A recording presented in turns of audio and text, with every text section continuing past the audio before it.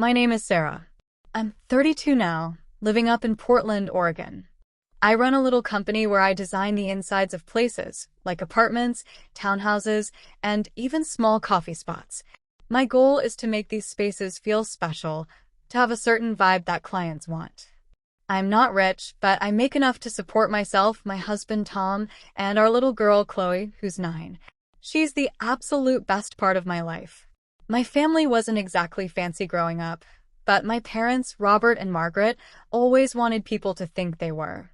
I grew up in a home where how things looked from the outside was everything. My dad had a well-known furniture store in town, and my mom always had expensive handbags and spoke in really careful, planned words. For them, being successful meant getting attention and praise from others, not having a sense of peace inside. To people looking in, they seemed like the perfect, loving couple, but living it, I knew the love wasn't shared equally.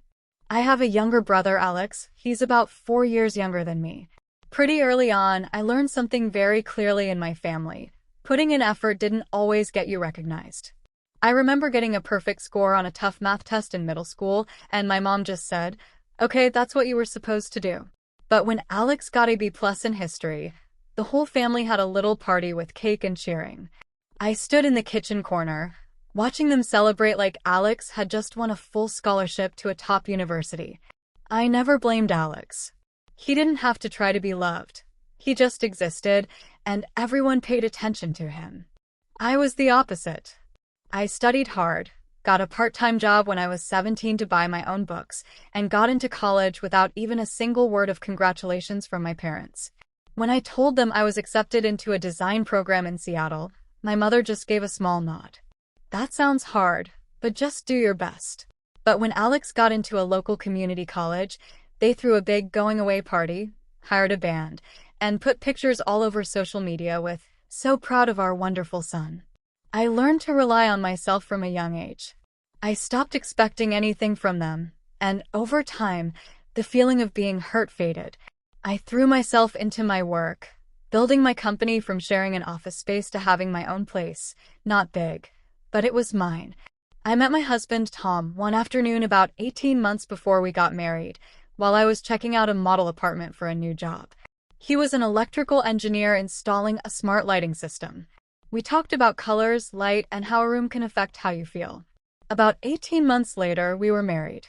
Then Chloe was born, with a smile just like Tom's and curious eyes like mine. The first couple of years after Chloe was born, we didn't have a lot of money, but we were happy. I kept running my design business, and Tom worked for a construction company. We found a small apartment near a park, where we could hear kids laughing outside. Chloe grew up healthy and active, always carrying a picture book. There was just one thing I hadn't done yet: get full health insurance for our family. It cost a lot, our income wasn't steady, and since we were all healthy, I kept telling myself we could wait a bit longer. I had no idea that waiting would lead to a moment that would change my life forever, a moment that would make me stand in front of my parents, completely desperate, only to hear words I still remember exactly. I thought I had gotten used to being ignored by my own family, but it turns out that sometimes parents not caring isn't just about being forgotten at dinner. It can be a cold, sharp knife cutting deep into the trust you thought was already gone. I remember the day Alex got a job at a new real estate company. My mother sent an email to the whole family with the subject line, "Amazing news for our family." They had a party at a fancy Italian restaurant downtown, where just one appetizer cost about half of what Chloe's monthly preschool cost. I went, not really to celebrate Alex, but because I didn't want to make my family look bad. I was really busy that week, but I still showed up with a small, thoughtful gift, a nice engraved pen, good for someone starting in business. I gave it to Alex, and he barely looked at it before putting it down, going back to showing off his new smartwatch, a gift from Mom and Dad to keep me motivated. I didn't say anything. Nobody had ever given me anything when I opened my first design office. My parents just said, "Hope you can manage if things don't work out." No encouragement, no calls just to see how I was doing. I slowly realized that to them, Alex was an investment in their image, a charming guy who knew how to impress people. And me? I was the quiet one, practical, not good at small talk, not interested in empty conversations. In their eyes, I didn't add anything to their public image. My mother actually said it clearly once, after I didn't go to a charity event she was hosting. You can't keep avoiding people like this. You're the flaw in our family's perfect picture. I remember standing there, looking at the expensive pearl necklace she was wearing, a piece of jewelry she'd once told me I wasn't worthy of even touching. Every Thanksgiving, our family would gather at my parents' big house in Evergreen, Colorado. Dinner was planned perfectly, the guest list carefully chosen: lawyers, doctors, people with status. I always felt out of place among the constant laughter and fake praise for Alex. I would try to talk about my work, the projects I was excited about, the designs I was proud of, but no one listened.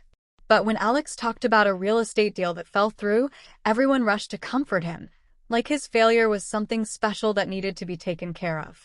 One time, my mother stood in front of me and Chloe, smiling sweetly as she said, "Chloe is cute, but she seems a bit distant emotionally, probably because she doesn't spend enough time with her grandparents." I squeezed my daughter's hand right then, my heart hurting badly. Chloe heard everything, and that night she asked me, "Mommy, did I do something wrong? Is that why, Grandma?" I forced a smile, held her tight, and thought to myself, if anyone was wrong, it was me for bringing her into that house full of pretending. I tried to keep my distance, but Tom always encouraged me to try one more time to fix the family connection. He never really understood how I felt. To him, I was just too sensitive, too hard to get along with, while my parents were just old-fashioned and had high expectations for their kids. I didn't blame Tom. He didn't know what it was like growing up in my house. He didn't know the feeling of waiting for a compliment after a perfect test score, only to get a dismissive nod. He had never been constantly compared to someone else, never seen his mother look disappointed when he chose his own path instead of what she wanted. I always thought I had gotten used to it, but I was wrong. Because when Chloe suddenly fell to the floor, her breathing weak and her face pale, when I rushed her to the hospital, shaking as the doctor told me she needed emergency surgery right away, my first thought was my parents. I know it sounds ridiculous.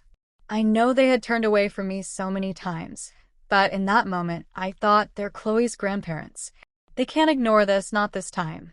I didn't know I was about to face one of the most painful moments of my life, a moment that would break the last weak threads of a relationship I had held onto, foolishly hoping for a real connection more than anything. Chloe started coughing in the middle of last fall, as the cold wind got into the cracks of our small apartment. At first, I thought it was just a common cold. She was still playing, still asking for Tom's mac and cheese every night. But then the coughing wouldn't stop. It got worse at night, waking her up, leaving her holding her chest, struggling to breathe. We took her to a clinic nearby. The doctor said it was probably mild bronchitis, gave us medicine, and told us to watch her. But I saw the worried look the doctor gave Chloe. It wasn't just a casual, "Don't worry." 2 weeks later, Chloe started getting tired easily. Every step felt harder. One afternoon, she was drawing when she suddenly sat down on the rug, whispering, "Mommy, my heart is beating too fast." I held her, feeling her cold skin, my own heart pounding with fear. Tom drove us to the main hospital while I sat in the back seat, holding Chloe close, my hands shaking uncontrollably. They did blood tests, x-rays, and scans. We waited in a cold, white room under bright lights that made the air feel heavy and scary. The doctor came back nearly 4 hours later, holding a thick file, his face so serious that I had to grip the armrest to stay steady. "We found an unusual mass in Chloe's left lung," he said carefully, his voice calm but direct. "It's most likely not cancerous, but where it is, it's pressing on her airway. If we don't operate very soon, her condition could get worse quickly." A loud ringing filled my ears. Tom stood frozen beside me, not blinking. I could only ask one question in a voice I barely recognized as mine. "Does she need surgery right away?" The doctor nodded. "We recommend doing it as soon as possible, within the next 48 hours. And he looked at us, pausing slightly. "The cost for the surgery and care afterward is approximately $105,000. I froze. That number hit me hard. I knew we didn't have insurance. We had planned to sign up, but every time I saw the monthly cost, I kept telling myself, just wait a little longer after the next big project is secured. I always thought we had time. But now I realized, sometimes one moment is enough to make all plans meaningless. Tom squeezed my hand. We'll find a way. Please, get everything ready for the surgery. The doctor nodded, gave the papers to a nurse, and left the room. I looked at Tom. He was trying to stay calm, but I knew he was just as overwhelmed as I was. We had about $18,000 in our savings. That wasn't enough, not even a small part of what we needed. I called the bank to ask for an emergency loan. They said no because our credit score wasn't high enough. I posted on social media, hoping friends would help spread the word, but time was too short and the amount was too big. That night, I didn't sleep. I sat by Chloe's hospital bed, holding her hand, listening to her weak, uneven breathing in the dim light. Her face looked heartbreakingly pale. I kissed her forehead and stood up. One thought filled my mind. I couldn't let Chloe lie here waiting for nothing. I pulled out my phone and called the number I knew was my mother's. Why are you calling at this hour, Sarah? Her voice was light but cold. I took a deep breath. Chloe is in the hospital. She needs emergency surgery, Mom. I need help. We don't have enough money, please. Just a part of it. I'll pay you back. There was a short silence on the other end before my mother sighed. Well, this is really bad timing. You know, next week is your father's and my 40th wedding anniversary party. Everything has been planned. So many guests invited. It would be so inconvenient to postpone now, Sarah. I gripped my phone so tightly my knuckles turned white. I'm not asking you to cancel your party. Just a little help. Chloe is your granddaughter. She's in critical condition. Her voice got firm. Sarah, you already know this. We can't ruin the family's reputation over a personal problem. I'm very sorry, but I can't help you. I couldn't say another word. I hung up. The pain in my chest grew, not just from being told no, but because the last tiny bit of hope I had was crushed. I went back to Chloe's bedside, wrapped my arms around her small body, and whispered to myself, if my own family could turn away from their own granddaughter, then from this moment on, I had nothing left to lose. The next morning, after barely sleeping next to Chloe, I decided to do something I had promised myself I would never do again. Go back to my parents' big house. I knew if I called, they wouldn't see me or would make up an excuse. I put on a dark coat, tied my hair back, and got into Tom's old car, holding Chloe's medical papers tightly. When I got there, the driveway was packed with cars. Soft music was coming from the backyard, mixed with laughter and the sound of glasses. The house was decorated beautifully with white flowers, gold ribbons, and sparkling lights. It took me a few seconds to understand. Today was the party before Alex's wedding to his fiancée, Jessica, the daughter of a wealthy real estate owner in the area. I walked into the big entrance hall and immediately felt everyone's eyes on me. Nobody offered me a drink or asked where I came from. Their eyes just glanced past me like I was someone who didn't belong there. I saw my mother across the room, laughing with a group of older guests, holding a champagne glass. I walked straight toward her, stopping right in front of her. Mom, I said, my voice urgent. Please give me 5 minutes. It's important. She looked me up and down, her face showing she was annoyed, like I had interrupted something important. Sarah, I have guests. Can this wait? I shook my head, my voice trembling but firm. No. It's about Chloe. She needs emergency surgery, Mom. I'm begging you. Just help with part of the cost. We've already sold everything we can. She paused for a moment, but then her eyes turned cold. Sarah, do you know what today is? This is Alex's party before the wedding. Everything has been planned for months. Couldn't you have picked a better time? I swallowed hard, pulled the medical papers from my bag, and opened them in front of her. Mom, please read this. The doctor said if she doesn't have surgery very soon, Chloe might not survive. We need $105,000, Mom. She's your granddaughter. The music got quieter, and I noticed some people around us were starting to listen. A couple standing nearby stepped back. My mother glanced around, then lowered her voice, leaning in. You're embarrassing me, Sarah. This is not the place to talk about this. I'm very sorry, but I can't help. The money is already spent on the food, the wedding dress, the band. Where do you expect me to find nearly $105,000 right now? I turned and saw my father. He was standing next to Alex and a few well-dressed men. As I walked toward them, my father frowned. Sarah, what's going on? Did you come here to cause trouble? No, I came to ask for your help, I said directly. Chloe needs surgery. I just need part of the cost, please, Dad. She's your granddaughter. Alex let out a quiet chuckle, his voice light but sharp. Are you serious? Just because you didn't plan ahead, now the whole family has to deal with it? I'm getting married and you expect me to cancel everything? Don't be so selfish. I turned to Alex, looking him in the eye for the first time in years. I saw the emptiness behind his confident smile. I'm not asking you. I just hoped you still had some kindness left. Alex shook his head and raised his champagne glass. I'm focused on my future. Everyone has their own problems, Sarah. Chloe is your daughter, not my responsibility. I turned back to my parents, my voice shaking. I'm not asking for anything for myself. I'm asking to save Chloe. She is your own blood. If family doesn't stand together in hard times, then is it even a family? My father sighed, then turned away like I was nothing important. Sarah, don't embarrass us any further.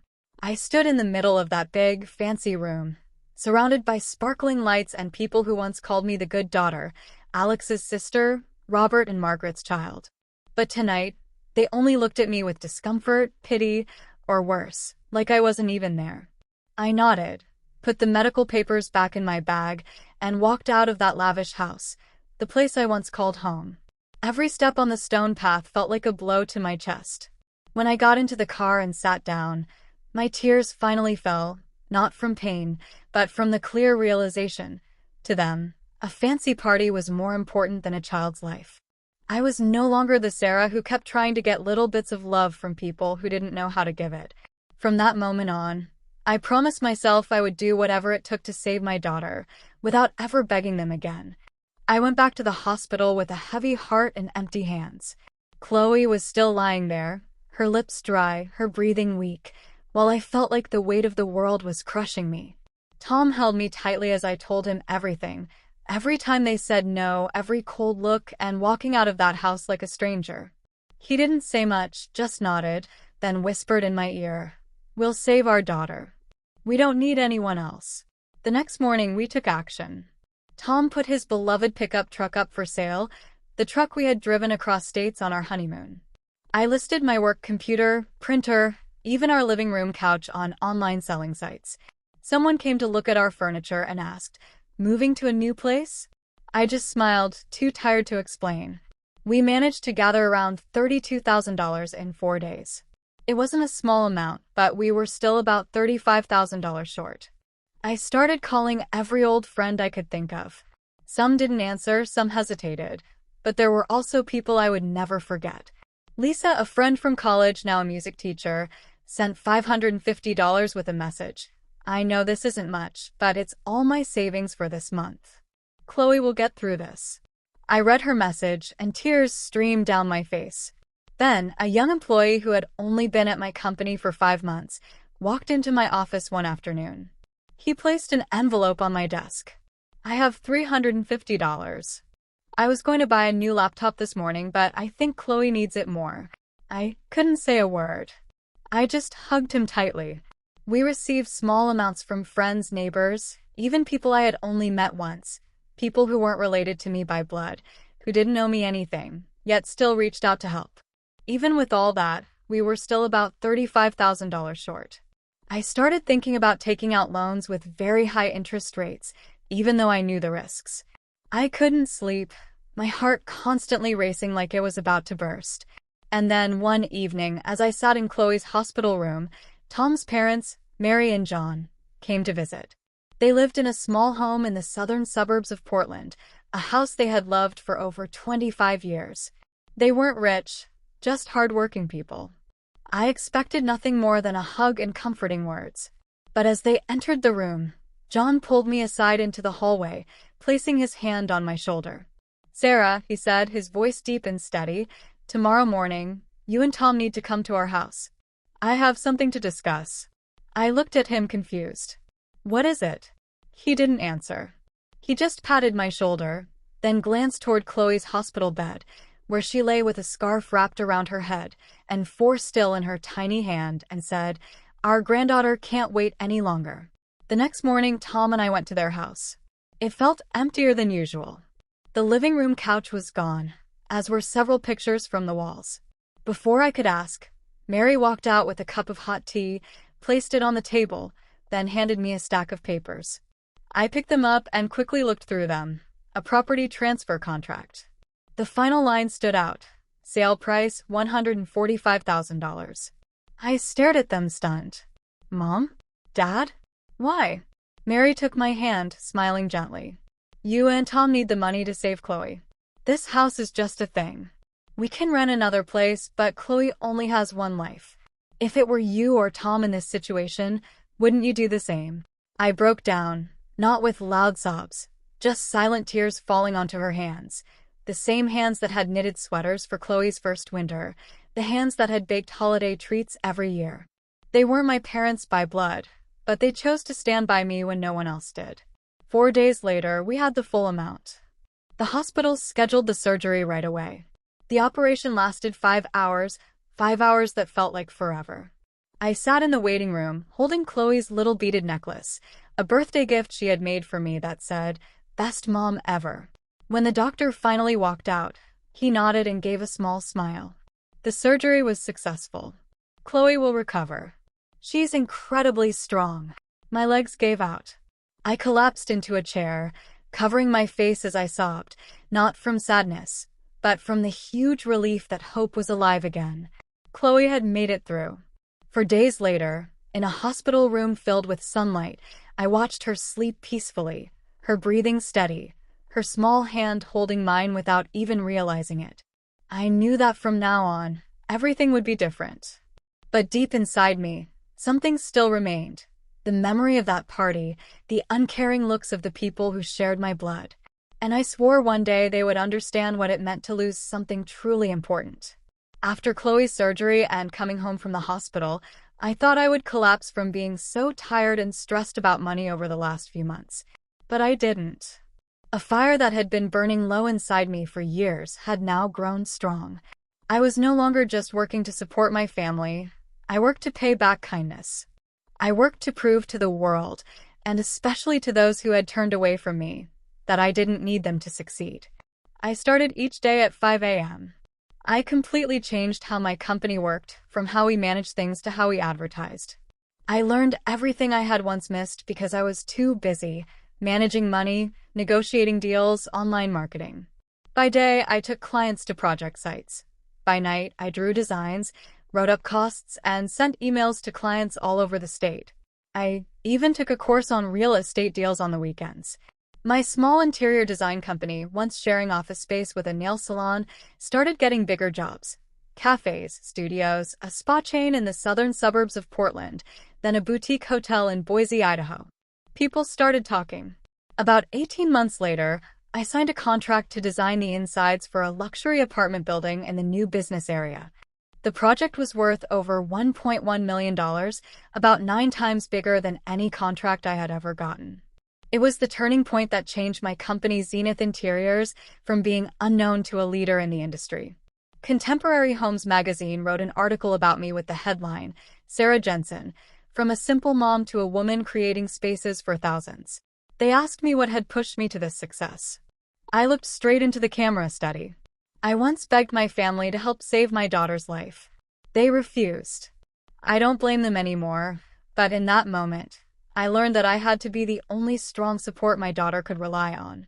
And to do that, I had to become stronger than anyone who had ever tried to break me. The interview became very popular online. Some people admired me, some were moved to tears. And then something I never expected happened. I was invited to appear on Life's Turning Points, a well-known TV show that shared stories of regular people overcoming difficulties. They invited me to New York. During the filming, I told my whole story, from the years of being compared to Alex to the night I knelt before my parents, begging them to help Chloe. The host, a smart and experienced woman, looked at me with deep respect. "Sarah," she said, "if you could say one thing to the people who left you alone when you needed them most, what would it be?" I was silent for a few seconds, then smiled, calm and steady. "Thank you. Because of them, I no longer look for approval from others without thinking. And because of them, I found my real family, the people who, even though we aren't related by blood, were willing to sell their home to save my child's life. I never said any names on the show, but to those who had seen me knocking on that big house's door that day, who had seen me turned away like a stranger, they knew exactly who I was talking about. After the episode was shown, I received hundreds of messages from parents and children who had been abandoned by their own families. They said I had given them hope that they could rise again, even when pushed to the very bottom. A month later, Prestige Living magazine named my company one of the top 25 most influential interior brands in the Western U.S. My photo was on the cover, holding a blueprint, standing in the middle of a construction site with a huge sign behind me that read, "Zenith Interiors, designing for well-being." I didn't cry, I didn't feel proud. I just felt at peace because I knew that all of this, every step forward, every bit of hard work, came from one thing: my love for Chloe. She was my main reason why I kept going and proof that sometimes pain creates the greatest strength. But I also knew that the people who once turned away from me, they were watching. And I had never forgotten my mother's eyes when I begged her to help her granddaughter. I hadn't forgotten my father's nod, like he was saying no to a bad business deal. They thought I would always be the weak Sarah they once knew. But they were wrong, and I was sure they were about to realize that. I never meant to hurt them when I shared my story on television. I didn't name anyone. I didn't point fingers. I simply told the truth, the raw truth I had carried inside for years. But some truths, when they are spoken openly, have more power than any accusation. After Life's Turning Points aired, my story spread faster than I expected. Local news started sharing articles, then smaller TV networks invited me for interviews. People connected the dots from the details I had shared. It didn't take long for them to find out that I was the daughter of Robert and Margaret Jensen, owners of Elite Home Goods, and the sister of Alex Jensen, the real estate agent who once bragged on LinkedIn about his $38,000 engagement ring. I knew the real media storm had started when an anonymous account reposted a clip from the talk show with the headline, "Parents spend hundreds of thousands on engagement party, refuse to save dying granddaughter, and now their daughter is a millionaire." The post got around 600,000 shares in 3 days. Soon after, Elite Home Goods started getting one-star reviews online.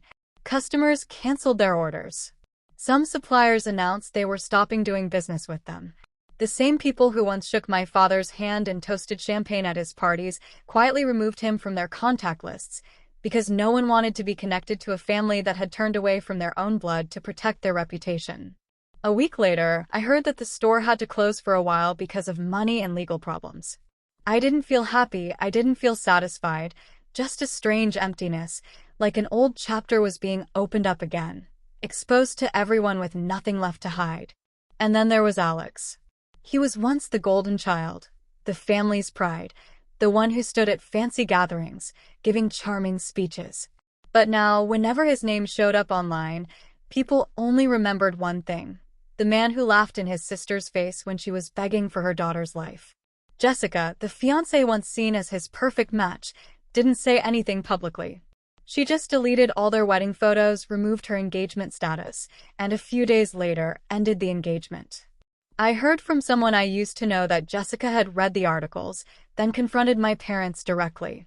When they didn't deny anything, she immediately left the apartment she shared with Alex and moved back in with her mother. Alex couldn't handle the consequences. His business connections dropped him one by one. He called me one night, his voice rough. "Sarah, what did you do?" "I didn't do anything," I said. "You went on TV. You made everyone think I'm heartless." I breathed out slowly. "I didn't make anyone think anything, Alex. I just told the truth. I didn't change anything. If the truth makes you feel ashamed, then the problem isn't me." He was silent, then he hung up. I thought that call was the end, but it wasn't. A few weeks later, I got a handwritten letter from my mother. Pale yellow paper, neatly written but a bit shaky, like her hands weren't steady anymore. "Sarah," it said, "we have lost everything. Your father is selling the big house. Alex has no job. Our family name is ruined. I am not writing to blame you. I am writing because I don't know what else to do. We were wrong. I know that. But please, if you have any kindness left, help us." I read the letter over and over that night. I thought about that big house, the place where I was turned away in the middle of laughter and expensive wine. I thought about Chloe's weak breaths in that hospital bed. I thought about the older hands of Tom's parents, the ones who, even though we weren't related by blood, had sold their home to save their granddaughter. And I realized some losses cannot be fixed with money. I folded the letter and put it in a drawer. I didn't feel happy about their situation, but I also no longer felt angry. It was simply that now I had a new family, the ones who showed love through what they did, not just how they looked to others. And I had learned the most important lesson of my life. Not everyone you're born into a family with will walk with you until the end. And a part of me knew this wouldn't be the last time they reached out to me. But next time, I would be the one setting the rules. After everything that happened, I understood something more deeply than ever. No one succeeds completely alone. No matter how hard I worked, no matter how strong I became, Chloe is still alive today not just because I kept going, but because of the kindness of the people around me, people who weren't my relatives yet chose to stand by me when the world turned away. I wrote down the names of everyone who had helped me in a notebook, not to keep track of who owed me, but to remind myself never to forget. When my company started making good money, I didn't think about fancy cars or big houses. I thought about the people who had given their last dollars without expecting anything back.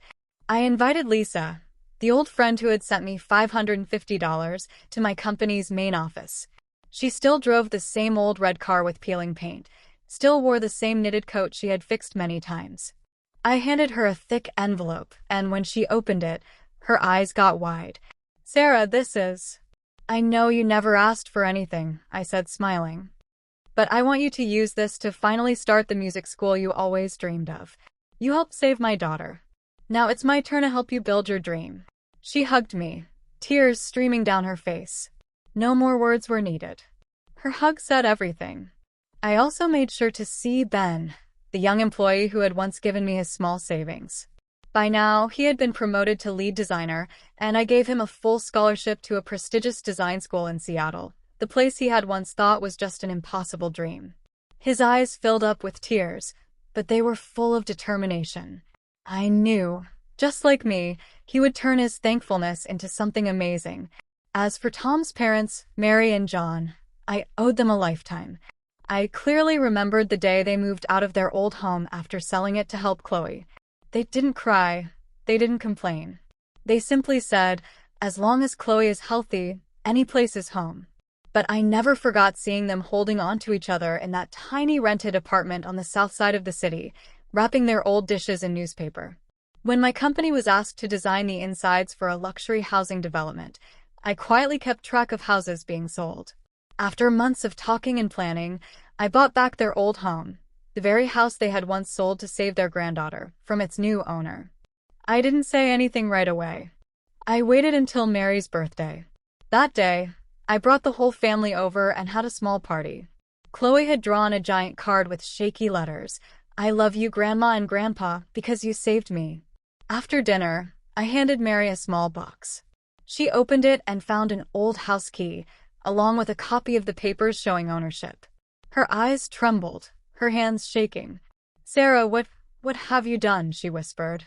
I simply smiled, placing a hand on her shoulder. "I just wanted you to come back home." John stayed silent for a long moment, then gripped my hand tightly, like he was trying to say 1,000 words with just that one gesture. A few months later, I made a big decision, to build a new home for our whole family. Not a huge, fancy house, but a spacious, warm one with enough room for Chloe, Tom, Mary, John, and the second child we were expecting. I wanted my kids to grow up in a home filled with love, where every meal came with laughter, not judgmental looks or heavy silence. When Chloe heard that her grandparents would be living with us, she jumped up, really excited. "So that means I get to have Grandma's pancakes every morning, right, Mom?" I nodded and hugged her tight, my heart feeling warm from her innocent words. Our new home was just outside the city, looking out over rolling hills that turned white with snow in the winter. Every morning, I woke up to the sound of Chloe and John chatting in the kitchen, Mary taking care of the small garden in the backyard, and Tom looking through new building plans in his office. I didn't need anything more. I wasn't living for revenge, but I was living to remember and to repay kindness in the best way possible. because I believed that being thankful, shown at the right time and place, was the most powerful way to heal old wounds and start a new chapter, a chapter of true happiness that didn't need anyone else's approval, just my own heart's. I had lost one family, but I had found another, and that was the greatest gift life had given me. Life moved forward in a pace I once thought I would never have. Chloe was healthy and happy, back in school. Tom was managing the company's new branch. Mary and John lived with us, bringing a warmth that truly made our house a home. I thought all the old hurts had finally healed, until one late afternoon at the start of winter, when my phone vibrated on my desk, showing a number I didn't know. I hesitated for a few seconds, then answered. "Sarah, it's your mother." A trembling voice came through the line. I gripped the phone tightly, memories rushing back instantly. I hadn't heard her voice in about 2.5 years, since the day I walked away from that big house with a broken heart. "I'm calling because we're in trouble," she continued, each word heavy. "The bank is about to take the house. Your father signed a mortgage loan to keep the store running, but we can't pay it back." I didn't respond. I didn't want to bother you, but if you could help, just $220,000 to save the house. After that, we'll manage on our own. I let out a quiet laugh, not in amusement, not in anger, just a silent, knowing laugh, like I had been expecting this call for a long time. "Mom," I said calmly, "do you remember the last time I begged you for help? When my daughter was in the hospital, needing emergency surgery." The other end of the line went silent. Then a long, broken sigh. I remember. I was wrong, Sarah. Back then, I wasn't thinking straight. I didn't realize how serious things were. Not serious. I heard my own voice turn ice cold. A child almost dying, and you call that not serious? I'm so sorry, she choked out, her voice breaking into a sob. I know nothing can make up for it. But we're family. Family. I repeated. Family is the one who sells their home to save their grandchild, not the one who raises a glass at a party and turns away when their own blood begs for a life. She was silent, then she whispered, "So, you won't help?" I sighed. "I will help. But on one condition. You and Dad must come to my company and receive the money in person." "Yes," she responded quickly, like she was holding on to a final hope. 2 days later, at the agreed time, they arrived. The meeting room on the 3rd floor of my company was bright with winter sunlight. On the table was a sleek black suitcase. Inside was exactly $220,000, neatly stacked in bundles. When they entered, I no longer saw the strong presence they once had. My father looked frail, his hair streaked with gray, deep hollows under his eyes. My mother wore an old coat, no longer the elegant woman who once looked down on my dress for being too plain. They sat across from me, unsure, unable to find the words. I opened the suitcase and turned it toward them. "This is the money you need," I said, not raising my voice, but making sure every word was clear. "Not because I still have feelings for you, but because I don't want anyone to have nowhere to live, not even the ones who abandoned me." My mother reached out for the suitcase, but I stopped her. "Wait," I said, my eyes cold. "Before you take this money, I want to say one thing." They both looked up at me. "From the moment you walk out of this room, I will no longer think of you as my parents. No contact. No visits. No requests. This is the last time I will help." My mother burst into tears.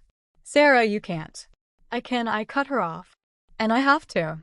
Because I need to protect the people who are truly my family. Tom, Chloe, Mary, and John. They gave up everything for me. And you? What did you do when your granddaughter was dying?" No one answered, just muffled sobs and eyes looking down. I stood up and signaled to my assistant. "Please show our guests out." My father held onto the suitcase like he was holding onto the last bit of his pride. They walked past me without saying goodbye. As the door closed behind them, I looked down at my hands, not shaking, not unsteady, just calm, like the final page had been turned. That night, when I told Tom and Mary what had happened, no one criticized me. Tom simply held my hand tightly. "You did the right thing. You are stronger than anyone." I nodded, but I knew deep down, this wasn't a victory. This was just the end of a connection that had been broken too many times to ever be fixed. I had given, But I had also chosen to keep what was most important to me, my peace. And sometimes, that's all we need to move forward. After that final meeting at my company, I never heard from my parents again. No calls, no letters, no signs that they wanted to reach out. And strangely, I didn't feel empty or regretful. Maybe because I had truly let go. I once thought that when the time came to say a final goodbye to them, I would feel guilty. But really, the only thing I felt was relief. Relief that I no longer had to wear myself out trying to prove my worth to people who had never truly loved me. Relief that I had made my choice. I chose the people who had reached out to save my child, not the ones who turned away to save face. I didn't hold on to anger, but I didn't forgive either. Forgiveness, to me, isn't forgetting. It's refusing to let the past control my present. And my present now is a home filled with laughter, a stable job, and a life that isn't fancy, but is rich with thankfulness. Sometimes I wonder if they'll ever call again. Maybe when they're sick. Maybe when Alex faces a crisis. Maybe when everything falls apart beyond repair. And when that day comes, what will I do? I don't have a clear answer. I'm human. My heart still has conflicting feelings that logic can't fully explain. I remember standing before my father, seeing that he looked about 8 years older in just 1 year, and part of me still felt a pang of sadness. But I also remember how he turned his back when I begged to save Chloe. I remember how my mother held her wine glass instead of my hand. I remember it all. And perhaps because I remember so clearly, I haven't completely closed the door. But that door now rests in my hands, not as an open wound, but as the greatest lesson of my life. I share this story not to attack anyone, not to dwell on the past or to get sympathy. I share it because I know there are many people out there like me, people who have been deeply hurt by their own families, people who believed they had to put up with it, sacrifice, just because of the words blood ties. But the truth is, not everyone who shares your blood is your family. And sometimes, choosing to walk away isn't being cruel. It's learning how to save yourself. If you are standing where duty and pain meet, I want to tell you this. You are not alone. And you have the right to set boundaries. You have the right to be loved without being used. You have the right to protect yourself and those who deserve it, even if it means walking away from relationships that once felt impossible to leave. Today, every morning I wake up in a home filled with warmth and joy. Chloe is always the first one to run into my room, hugging me tight and whispering, "Last night I dreamed you were a superhero, Mom." That simple sentence is enough to assure me that every painful decision I made was the right one. Tom often tells me I'm the strongest person he's ever met. I'm not sure if I'm strong, but I know I am someone who has learned how to stand up, not just for myself, but for the family I rebuilt from nothing but my own 2 hands and a heart that never stopped hoping.